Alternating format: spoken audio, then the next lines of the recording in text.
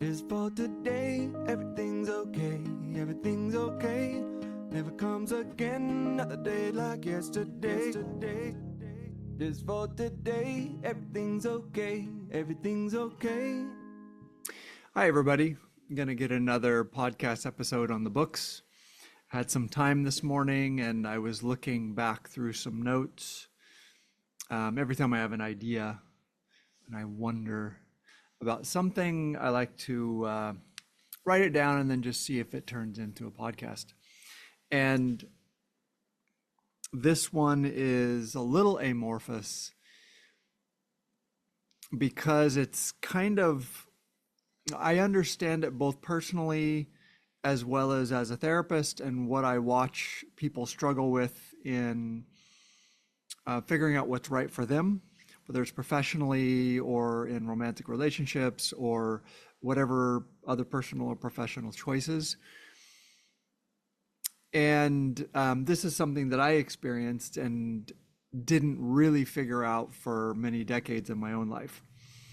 But the subject of it is related to how people support you, what their intentions are for supporting you, how you receive that support, whether that support is appropriate, whether it helps you. Some people who act really supportive but are actually pretty toxic and destructive, and even knowing for yourself when you're toxic or destructive towards your own movements and energy and way of doing things. So I'm speaking fairly abstractly, but let me get into the concrete, and I will use my own example, my own life as an example. Though, so I've had sort of a very, very weird experience in relationship to society. Sorry guys, I'm gonna have to pause and take that. All right, sorry about that. So had some coordination to do with childcare, etc. Not very professional, but that's all right. You guys will give me grace, accommodate my personal life. So my own relationship to society and expectations has always been a little weird, and I'll tell you why.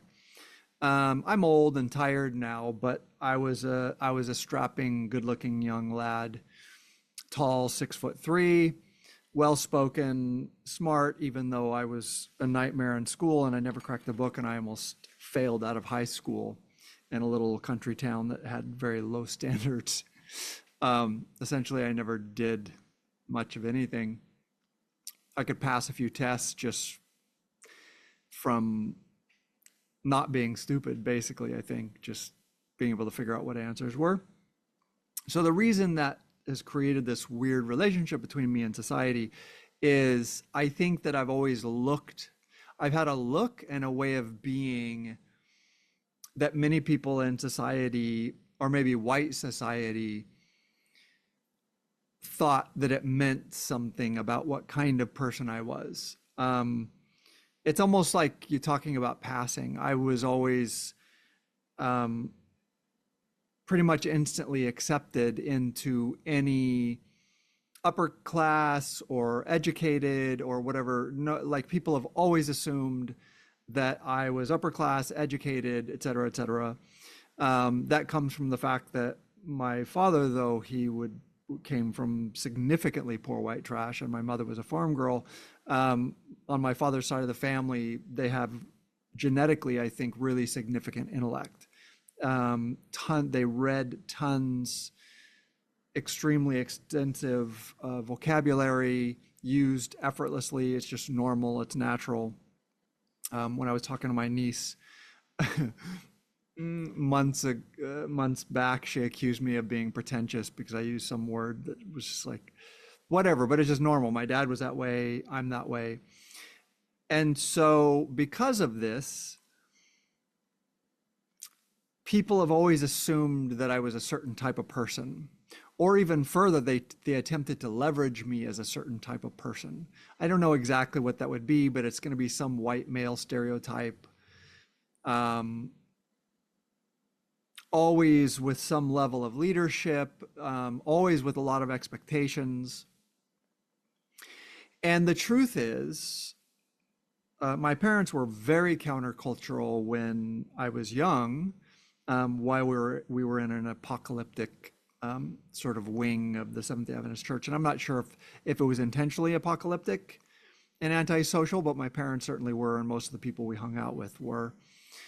Um, and I had a very weird childhood. My parents did not have a TV or a radio, and we had no exposure to popular culture other than my parents allowed us to listen to Bill Cosby records over and over and Smothers Brothers records over and over. Other than that, we didn't listen to radio, we didn't listen to pop music. They were even careful about what we read. So the truth is, I've always been very quirky and very weird and have always deeply identified with outsiders. And when I say deeply, I mean I struggle, and this is not fair. This is not fair to other people, right? This is judgmental of other people. But if you take a group of people, just basically decent people, and put them together, and they have, they're a lawyer and there's a doctor, and, they're kind people and good parents or whatever, I struggle terribly with feelings of inferiority, just feelings that I don't fit, that you don't know who I am. And I deeply identify with blue collar folks, and my entire life have craved, I mean, ever since I left home, I just thought, my perfect life, my happiest life would just be where I bucked bales with buddies. If I could make enough money. Some of the happiest times in my life were when I bucked bales with my buddy Doug Thorid and some other guys, and you just spent all day working hard and sweating and joking and drinking out of the hose, and you did a hard day's work, and then you went home and like showered. Like, that was it for me. I'm capable of deeply complex intellectual thought. In fact, I'm very good at it. But the truth is, I only ever wanted a simple life. And so there was that element where I have always felt deeply disconnected. Not just disconnected, but scared, like feeling like there's something wrong. I don't fit here. I don't belong. And yet at the same time, people have always been warm and kind and welcoming, and have always made space for me to learn and grow in parts of society that would be considered upper class or much more educated. I did very well in undergrad as well as graduate school. So, right. But that was after years and years and years of friends going, dude, you're really smart. I was like, I'm never going to go to college. I don't care. I don't care. I was anti everything, anti-human, anti-education, anti-news. Just, I didn't want anything to do with it. So basically at some point, one of my roommates talked me into going to college because he was like, dude, you're really smart. Like, you're really smart. This it would be easy for you. It's like, what are you talking about? And I did, and whatever, went into academia, became a teacher, went into education and research, and ultimately now I'm a therapist, which I love. But here's the point. Throughout my entire life, I was a talented musician when I was young, and there were so many people who were just like, oh, you're totally a musician, you're totally a musician, you're totally a musician. And I loved music, and I wanted to succeed in music, and ultimately I didn't, because I was not the kind of person to work at the music industry. And it took me decades to just face up to that and go, you might love sequestering yourself in your studio and writing whatever the hell you want to write and producing and whatever, but you don't like working with other artists, and you don't like going out to clubs, and you don't like going to conferences, and like, it's all semi-excruciating. And so you constantly have the brakes on. Unconsciously, you have the brakes on. It doesn't work.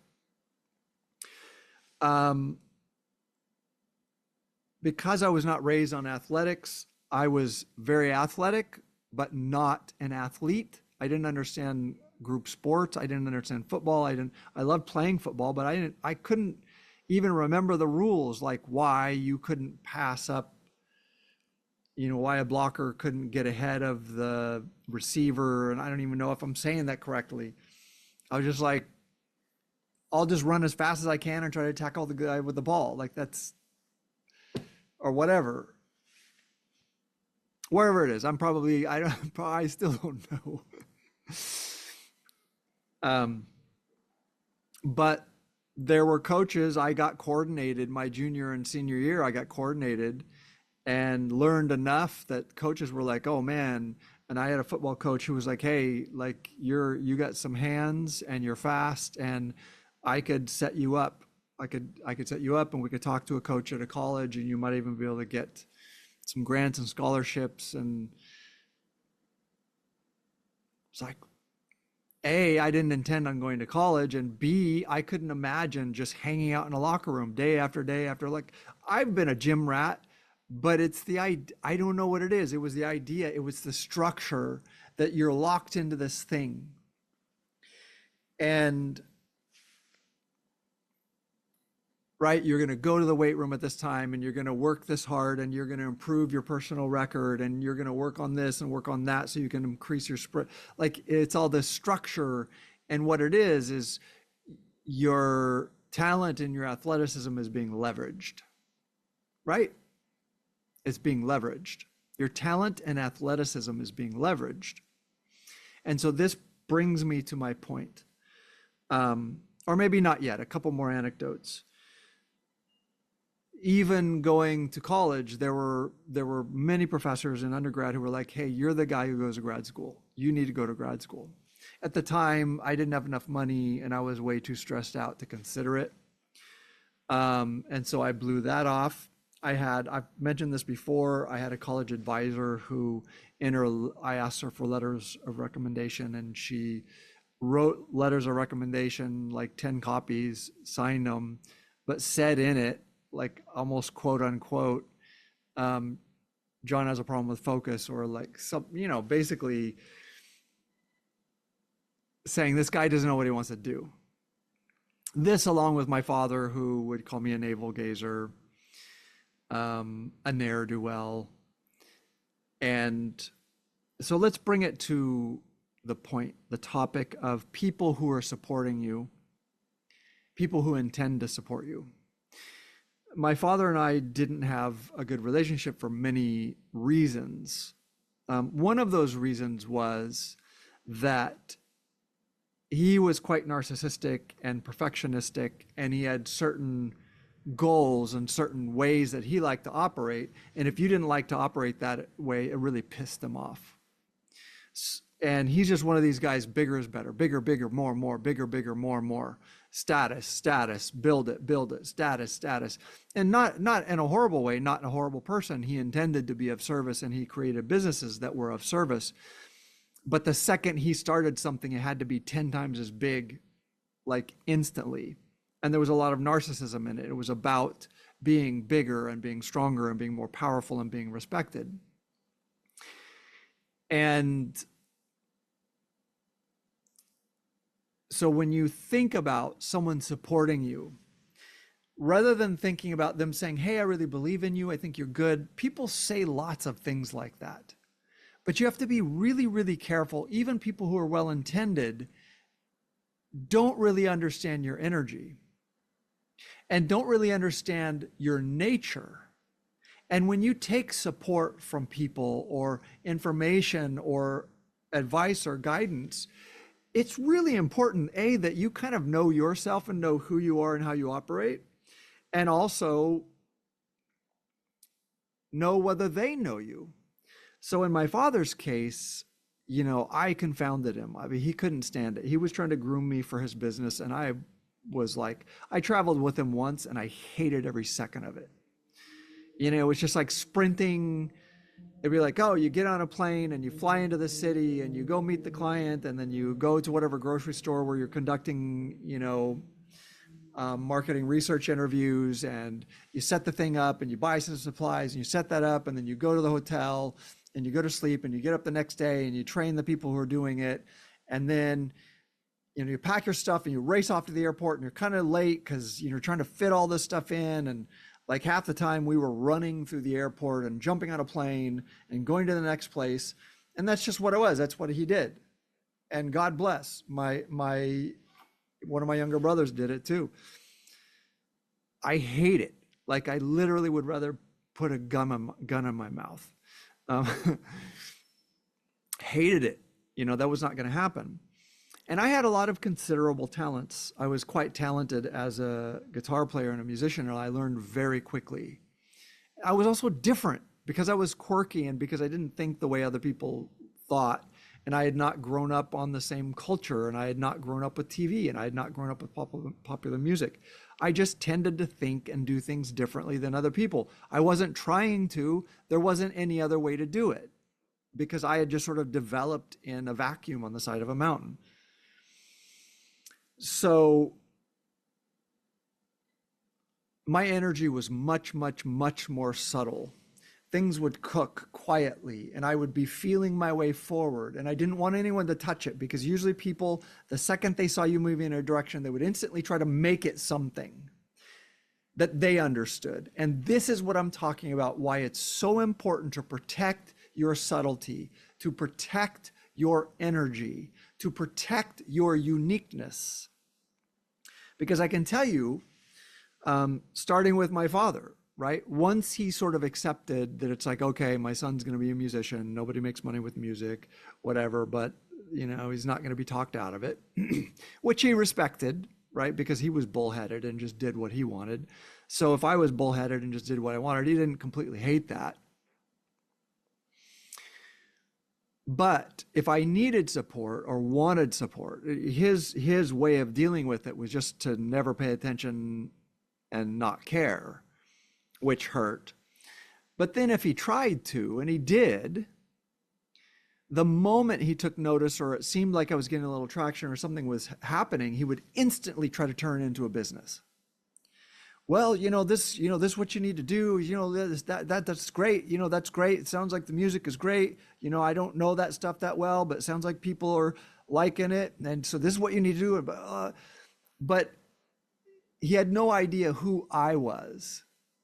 I didn't either. So whatever. And two things would happen. Number one, it would kill that feeling, that magical feeling that I had inside myself, that something was growing and developing, and it was from me. I was channeling something that was growing and developing, and that felt so amazing. I was much more creative than he was or is. So he didn't really get that. And the second anything moved, wham, he would be on top of it. You need to do this, or, And so number one, it would kill the feeling inside of me. But number two, it really hurt my feelings, right? Because it was really, really clear that he didn't really give a shit what I was creating or what I was doing. He didn't understand it. He wasn't trying to understand it. He was trying to turn it into the Herb Show, which is what he did with everything. Anything that he touched, he would take over and do it exactly to his expectations, which were somewhat perfectionistic, definitely highly ambitious, pretty much toxic level of competitiveness, which came from him being poor white trash and being treated like shit by his family of origin and by other people.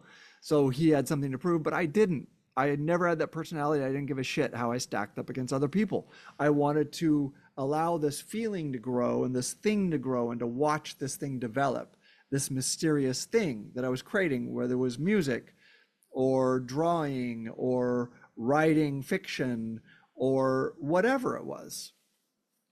He would instantly try to impose a structure on it and it would destroy it. So he didn't intend that maliciously.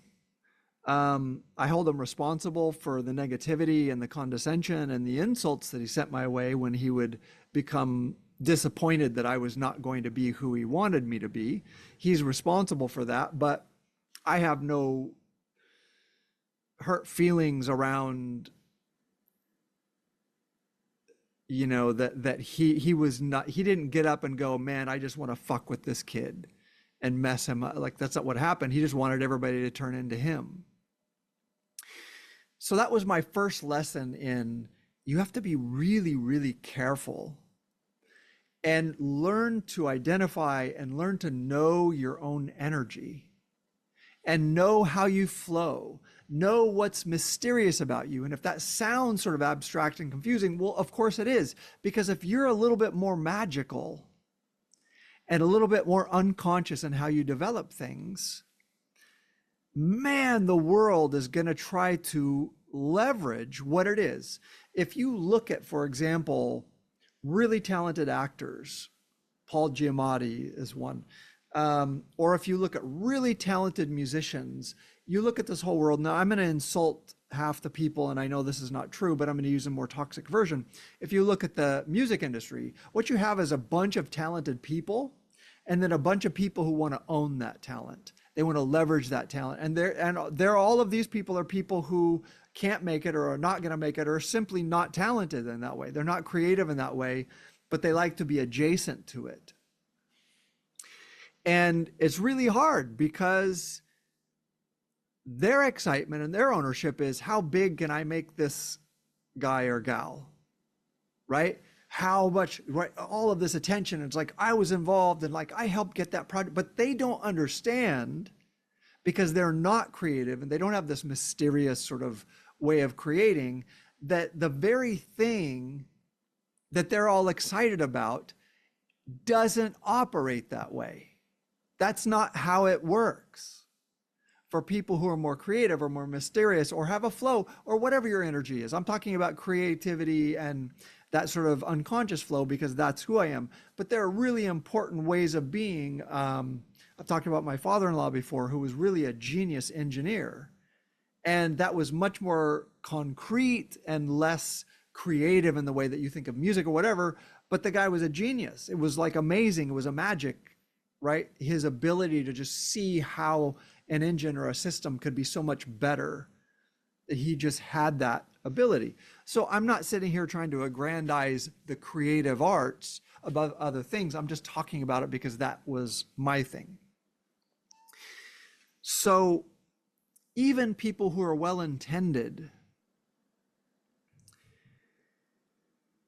when they experience what you're doing, are going to attempt, when they try to support you, what they're going to do is they're going to attempt to hand you the vision of, they feel the magic of this thing and this is what they would do with it. But what they would do with it is exactly why it's not their magic, right? Because they're going to think that they're being supportive and they're like, oh my God, you could do this, you could do that. And I used to do this too when I was young and narcissistic, as opposed to now when I'm old and narcissistic.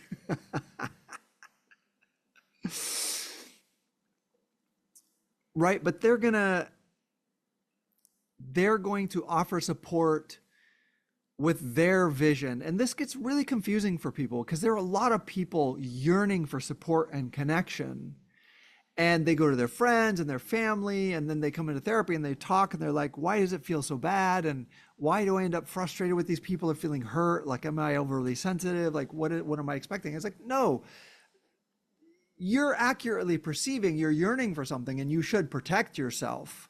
You're accurately perceiving that most people have no idea how to support anybody. They're just going to take whatever their assumption and instincts are in their head, and they're going to impose that on you without really knowing what you are and how you are and what your energy is. So I'll give you more examples from my own story. I've said it before, like incredibly unsuccessful in every way, shape, or form for decades past other people in my cohort or in my, my classmates or people my age or even younger, getting married, having kids, developing a career, becoming famous, becoming wealthy, building homes, retiring. I'd done nothing except travel and think and write and travel and suffer and struggle. And I tried everything. I tried teaching. I tried education research. I tried market research. I tried writing. I was a security guard. I cleaned office buildings. I scrubbed toilets. I worked at a college bookstore. I minored in philosophy and then thought maybe I'll major in philosophy. Maybe I'll major in linguistics. Majored in English and wrote. I have hard drives full of writing, none of it published. I've published maybe 6 or 7 things.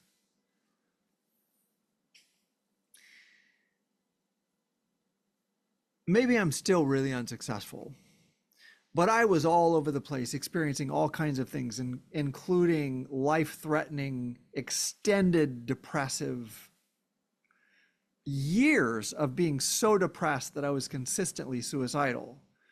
And sometimes I think the only reason I didn't do it is because I wasn't sure that consciousness ended when your body died. And I was terrified of the idea of not having a chance to resolve whatever it was. I just felt like there has to be more to this. There has to be. I can't have been born to be miserable and lost my entire life. And then I went back into music and really enjoyed. I built the studio and produced and learned to produce and engineer and got, a small body of work out there that continues to get played all over the world. Actually, I make very little money, but whatever. People are listening to these songs all over the world in restaurants and clothing stores. It's like background music.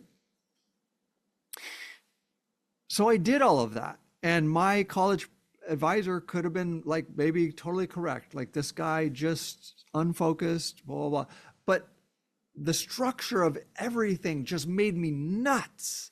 It's like I love teaching, but I can't stand the structure of being in a school and teaching. I loved the access to the minds and the creativity of like watching someone's face and explaining it one way and seeing they don't get it, explaining it another way, and then starting to ask them open-ended questions about how they think about it, blah, blah, blah, and then be able to take the content of their mind and then explain it and see the light click on in their eyes and go, oh, boom, like that was magic to me. I love that shit. Love it. Love it. But that's not what education's about. They're going to give you a curriculum and make you beat it into the kids' heads and pass a test and on to the next group. I couldn't imagine it. I couldn't imagine even writing. Why did I think so much? I did nothing but think and read and read and think and read and read and think and read for decades. You think I'm joking, but I did. That's all I did. All weekend, I would read and think and exercise, read and think and exercise, and play guitar. I didn't have a career. I didn't have a job. I didn't interact with family much. After I left the band 13th Love, and I don't know when, 93, something like that. 94, 95, I don't know. Yeah, 95, something like that. I did all these things. I watched all these things. And then it became apparent to me, I don't even want to succeed in the music industry. I can't even blame anybody. I don't want to.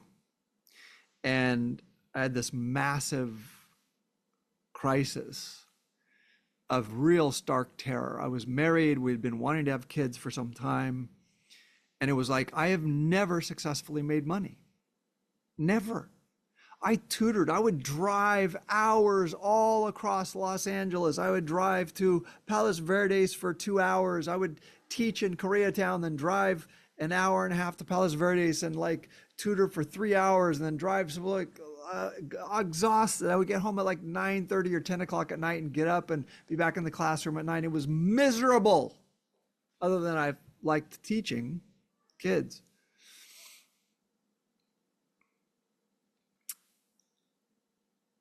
The best job I ever had maybe was working in education research because it was somewhat intellectual and pretty free flowing, and you sat in classrooms and interviewed teachers and compiled data, and I enjoyed the academia of it, the intellect of it, and the science of it. So there's this huge crisis. What am I going to do? And my wife says, well, you've always seemed like a therapist to me. Why don't you become a therapist? I was considering learning to code. That would never work. Never. Me? Oh, I could learn to do it, but the structure of having to go in and write code and write code and write code and write code, no way. And out of desperation, I was like, yeah, maybe. And I applied to 2 programs. One of them was like a professional school. I got in. And then I got a weird feeling about it. I didn't like it. I got a weird feeling about the professional program and I canceled that. I got into USC. It was really, really expensive and it was only online. I was like, F that. I don't want to learn about psychology staring at a computer screen. Are you kidding me? I need exposure to people. And I applied to Pepperdine, which was too expensive for me. But student loans, and it was an amazing program. And every month, every week I was in school, I was like, oh my God, like, I love this. The way you think about the human, like it involves everything, existentialism, it involves science, it involves philosophy. I mean, think about Jungian psychology, and then, you get as scientific as Peter Levine's somatic experiencing and EMDR, which leverages a body movement to process, like, about everything you can imagine, every kind of thinking you could ever imagine is going to be pulled in. And I worked really hard. I got through the program. I got through all my hours. And found that I love this job because my entire life I've been thinking and experiencing and thinking and experiencing and thinking and experiencing and talking, thinking and experiencing and talking, thinking and experiencing and talking, and accessing how other people think and how they experience and the way they talk about it. I've done that my entire life. And here's a job that's like, oh, John, just go ahead and be you. Okay. We'll pay you for it. Okay. All these people, including my father, who called me a ne'er-do-well many, many times. Go fuck yourselves. You didn't know me. You didn't understand who and what I was. Maybe I was responsible for learning and understanding who and what I was. Maybe I'm responsible for how long it took.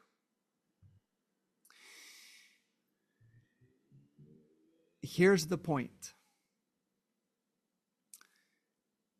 There are toxic people, personality disorders, who don't like people succeeding, and they don't give a shit who you are and what you are. In fact, they may know who and what you are better than other people, but they're just going to look for whatever weakness or whatever thing about you that gives them access to needle you and hurt you and make you feel bad.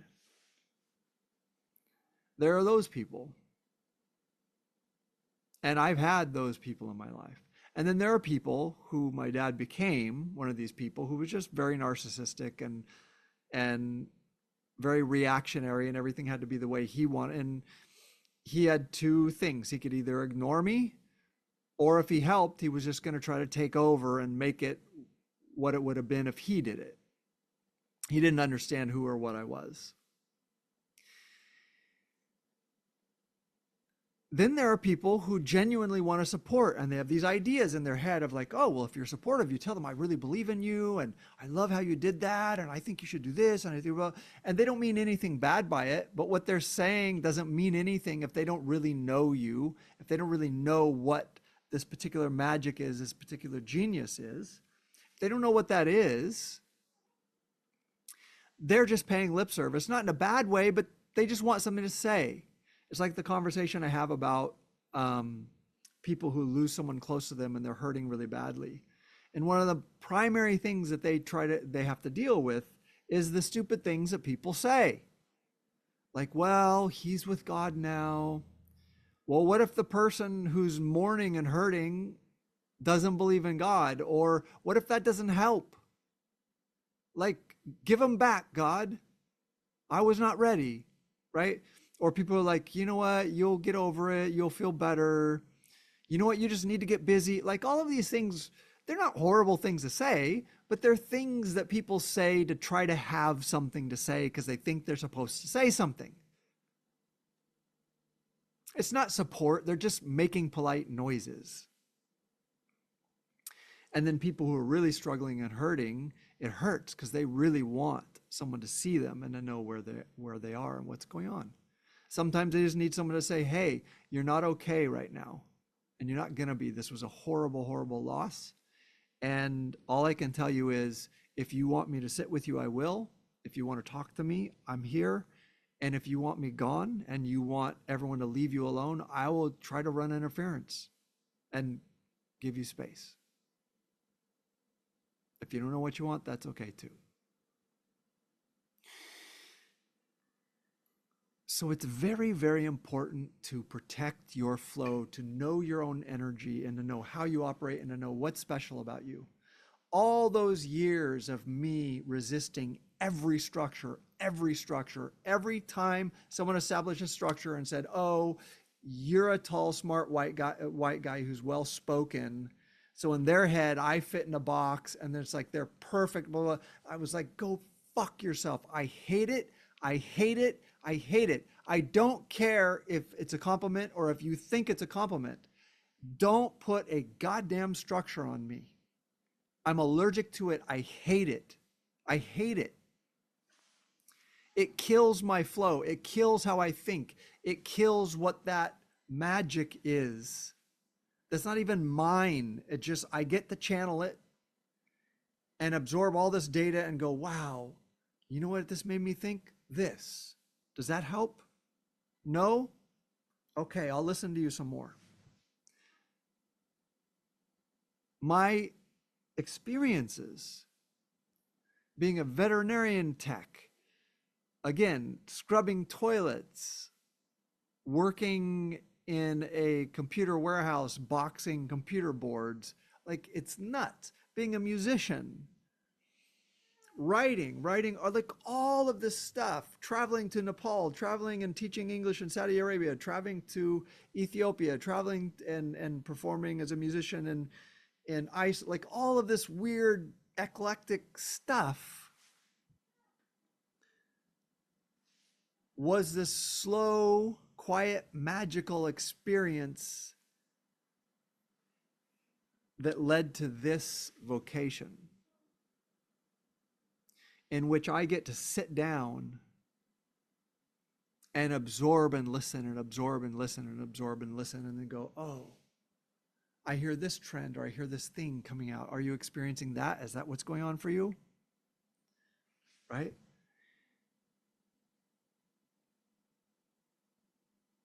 When you look for support, be very careful. There are personality disorders who will look for your weaknesses to hurt you. There are mildly toxic or narcissistic people, someone like my father became, who are just not capable of noticing anyone but their own energy and their own way of doing stuff, and they're perfectionistic and ambitious, and it's only ever going to end up being their thing. It's just going to end up being their thing. They may not even be capable of making, so they don't know how to make space for someone else. There are those people. There are the well-intended people who really do mean well and really do want to listen, but they just don't have the capacity to really recognize the subtleties of who you are, and how you operate, so that they can give you feedback and advice. Sometimes someone who truly sees your energy may encourage you to do things that on the surface of it look unsuccessful. Like, don't make money, don't make a business of it. Wait, let it develop. I had people who gave me that advice, with music, like slow it down, like let it develop, let your voice develop, right? And I had gotten into a place where I was hyper-focused because I needed money on like, gotta crank this out, how do people doing it? What are they doing that's successful? Whatever. Maybe I even participated in killing that as a passion for myself. I don't know. I became passionate about mental health because it's not meant to, like, that just sounds weird to me. That's for me, it's the human condition, and that's endlessly fascinating. It is the manifestation of how do we deal with the human condition, and I get to make a living dealing with and thinking about the human condition. I mean, who would have fucking thunk it? It's nuts that this is a reality. I'm lucky.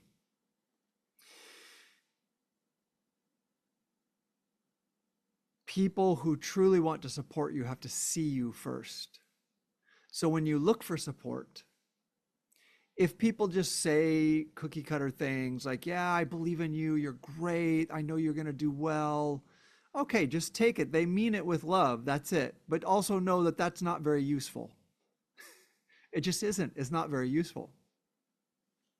If you want to support someone and to encourage them and make space for them, start a practice of listening and exploring and listening. What is this for you? How does it work? When things go really well and you feel like you've captured the magic, what led to that? What happens? What are some things that hurt it, that shut you down? How does that interact with an industry that might use it? How do you feel about someone wanting to hire you for that? Those people, do they seem like they understand what it is, or are they just want to leverage it, right? You have to be careful about people who are not good intending or malintending. They just want to leverage it. They just see you're talented and they just want to leverage it. I want that. I want that. I want that. I can sell it. I can sell it. Hey, you're not into sales, but you have this thing. Let me sell it. And then in those relationships, a lot of times, if that person is a talented salesperson, they will just wear that person out and burn them out because they don't understand. There's a process that grows that. It would be like a farmer who just like plants the crop and like rips the sprouts out like a month later. Well, I need it. I need to sell it. I need to sell it. It's like, you're going to destroy it. You're going to destroy the whole process. So there are those people. Learn the subtleties of you. Learn the subtleties of your energy. Learn the subtleties of how you succeed in a way that feels like success to you. Learn how you express and how you expand into this four-dimensional reality. Make sure you study you. Learn the subtleties of you, because if you do not, you will end up relying on people who are just nice to you. And some of those people have no idea what you are. They're just trying to leverage it. And some of those people unconsciously, they don't intend well. They'll be kind of happy that it doesn't work out. And then some people are just people like my dad. They're just incapable of doing anything other than chopping off your arms and inserting something that they thought was supposed to be there. It's not even ill-intended. They just don't see anybody but themselves and how they would do it. You must learn the subtlety of your own energy and flow, because you cannot receive support and guidance and feedback if you don't know what it is. You can learn by the gut instinct, like all of those years, even though it was very painful. It was very painful for me that my father didn't respect me, didn't care, never asked really how things were going, because essentially he didn't think I was doing anything important, right? That was very painful, but I'm glad that my gut told me every time, don't get involved with this guy. I don't mean that in a bad way, but it would have been horrible. Don't get involved with this guy. All he's going to do is lop off your intellectual limbs, your expressive, what it is that you are and what you do. He's just going to lop it off and try to turn it into what it would be if he did it. And I'm thankful that I resisted. And I'm also thankful that he made space for the resistance, right? At some point, he wasn't going to beat me up and demand. He felt confused. Anytime I came to him for advice or support, he'd just offer, well, are you sure you don't want to come work in my company? It's like, no, that's not support. Anyway, guys, I've been on a bit and I share a lot of stuff of my own story. So I'm partially also cooking this for myself.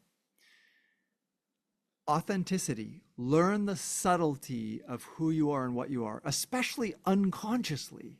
How you express when you don't notice that you're expressing, because that's the deeper part of you. Don't decide what you are, watch how you operate, right? When I looked back, everyone had told me I was a musician, but when I looked back, I was like, yeah, I was talented. But the one thing that I did above all, 24 hours a day for my entire life, was to be philosophical, existential, to always be looking and observing. And what does that mean? How does that work? What does that mean? How does it work? Why do people do that? Right? How does this, like, always wondering, always wondering about what this is, all of it. And that naturally just lends itself beautifully to being a somewhat existentially oriented therapist. Learn to know the subtleties of your own energy and how you express. Then you will know what advice and support is just met with love but doesn't help. What advice and support isn't advice and support is meant to actually hurt you and to take your energy. What support is really just because they want to leverage who and what you are and make money out of it, which is, if you want to do that, cool, no, whatever. And what advice and support comes from someone who's really interested in paying attention, and they keep asking questions and exploring who you are and how you operate. And then every once in a while they're like, oh, well, have you thought about trying this? What would that feel like for you? They really are working with the subtlety of who you are, and they want that to express. They might not say it that way, but they want that to express the subtlety of who you are. They don't want the world to beat you up. They want the subtlety and the depth of who you are to express and to get a chance to bring magic into these 4 dimensions. That's all I got to say for today. I love you guys. I'll talk to you next time. Take care. Just for today, everything's okay, everything's okay.